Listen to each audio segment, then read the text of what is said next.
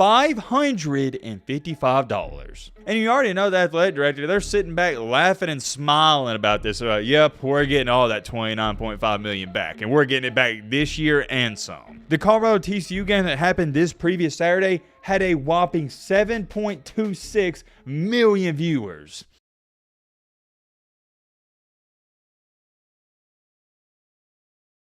So I want to talk about something before this Colorado and Nebraska big time matchup that I'm extremely excited about tomorrow morning. I can't wait to watch that game and give you guys my live reaction, so come back to the channel for that. But not last year, my bad. Around when Deion Sanders was leaving Jackson State, when he was heading to Colorado, what was one thing I always said? The Deion effect. And even before he left Jackson State, I was saying the Deion effect. Now I know what some of you are sitting there asking. Yo, Matt, what is the quote-unquote Deion effect? Well, my friend, that's a great question, and I have a rather simple answer. Everything he touches, it turns to gold. That's the Deion effect, but also the Deion effect is this right here. Attention. It doesn't matter where this man goes, he's going to have attention and eyes on him. And I try telling everybody, I don't care that he's inheriting one of the worst college football programs of all time.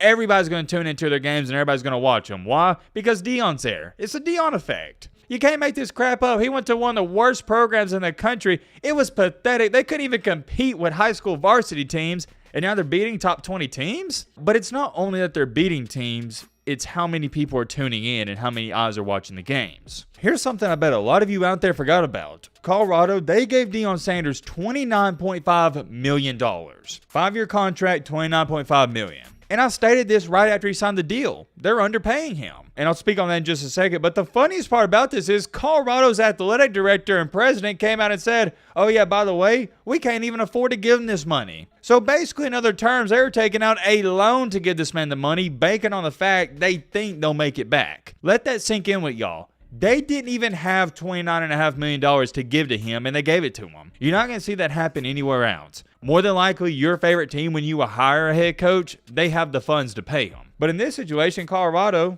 they didn't. It was pretty much like they were investing in them and hoping they'd get some money back on their return. And ladies and gentlemen, boys and girls, what did I say? I told y'all. Colorado, they're not just going to make that back, they're going to triple it. And that's a bare minimum. I stated word for word that Colorado's going to make at least $29.5 million his first year there. And well, what do you know? It looks like they're on pace. As of 3 days ago, the cheapest ticket for a Nebraska and Colorado football game on Saturday was going for $400. Guys, that is the cheapest ticket. Your average ticket, just a decent view of the game, you're talking about $700, $800. And to go on top of that, if you have the best seats in the house, that's probably $2,000. Do y'all understand how crazy this is? Last year, Colorado couldn't even give tickets away. And this year, the cheapest ticket is $400. You know what I like to call that, ladies and gentlemen? The Deion effect. I told you this was going to happen. I told you. It's prime time. You can't make this crap up. And some people would say, oh, well, that's Nebraska fans buying the tickets.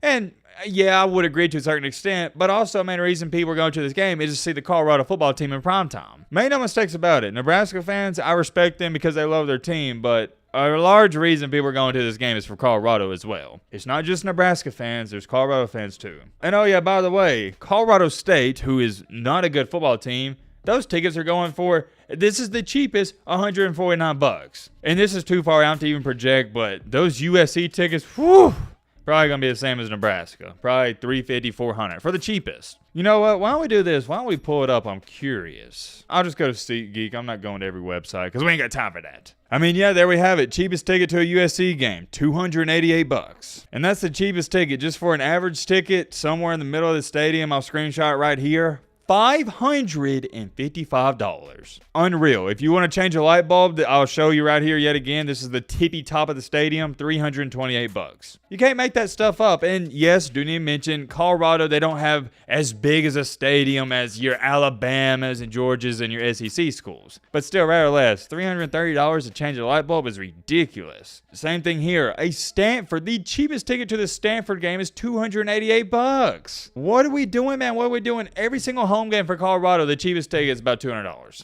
And you already know the athletic director, they're sitting back laughing and smiling about this. They're like, yep, we're getting all that $29.5 million back, and we're getting it back this year and some. Essentially speaking, every year after this year, Colorado, they're going to profit 100% off of Coach Prime. And it's ridiculous to think about it, but I tried telling people, and they gave him $29.5 million. Everybody's like, dang, that's a lot of money for a guy who hasn't coached at the Division I level.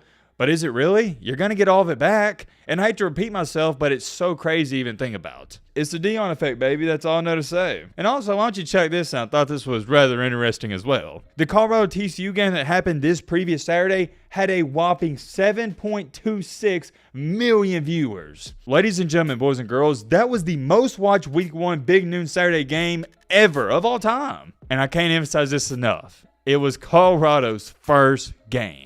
If 7.26 million people tuned into Colorado TCU, how many people do you think are going to tune in to Colorado against USC? Think about that. And don't even get me started on what would happen if Colorado played like a Georgia or Alabama or Ohio State or Michigan. I mean, shoot, you're talking about at least, I think if Colorado played either Ohio State, Michigan, or Bama, Georgia, that game might possibly crack 20 million viewers. And of course, the only theoretical way for them to play then would be in the playoff, but shoot, man, I don't even know if 20 million is enough. It might be closer to 25 million. It's crazy. And the funniest part about Colorado having over 7 million people watching them, I guarantee you 4 to 5 million of those people tuning in was wanting Coach Prime to fail. And that's the greatest part about all of it. In this life, I don't believe in haters. Haters aren't real to me. You got fans and then you got super fans. Those are what you call quote unquote haters. Because your quote-unquote haters, which are super fans, that's what I refer to them as, they're going to keep up with you more than a regular fan. And that's what happens here. These people tune into the game,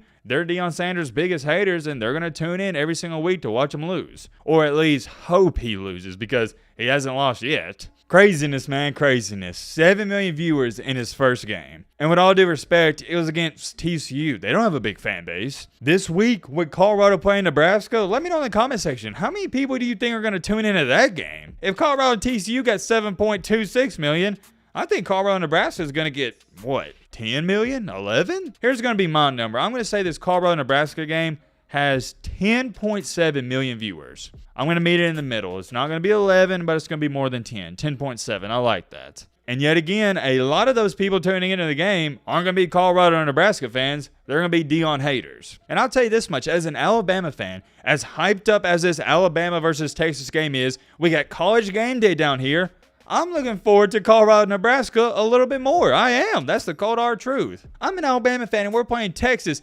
We got College Game Day down here in Tuscaloosa, and yet I'm looking forward to Colorado and Nebraska. Think about how unreal that is. If you would have told me these words would have been coming out of my mouth last year, I probably would just looked at you and be like, man, what are you talking about? No way I said that. And it goes back to this. In week 1, as much as I was looking forward to college football, and as much as I was looking forward to LSU and Florida State, I was looking forward to Colorado and TCU more than any other game on the slate. Don't get me wrong, I was hyped for the Florida State and LSU game, but I was more hyped out to see Coach Prime. There's just something about him. He has this aura, this moxie, this swagger, and you can't turn it off. It's must-see TV. I said it all throughout the offseason. The Deion Sanders Show is my favorite reality TV show to keep up with. It's just like, man, I can't get enough of this guy. I can't. It's so interesting. And Coach Prime coming to college football and doing what he's doing, I'm not going to say it saved the game, but it's helped it out tremendously. I've enjoyed every single second of it, and here's the great part about it. We're just getting started. Deion Sanders' coaching career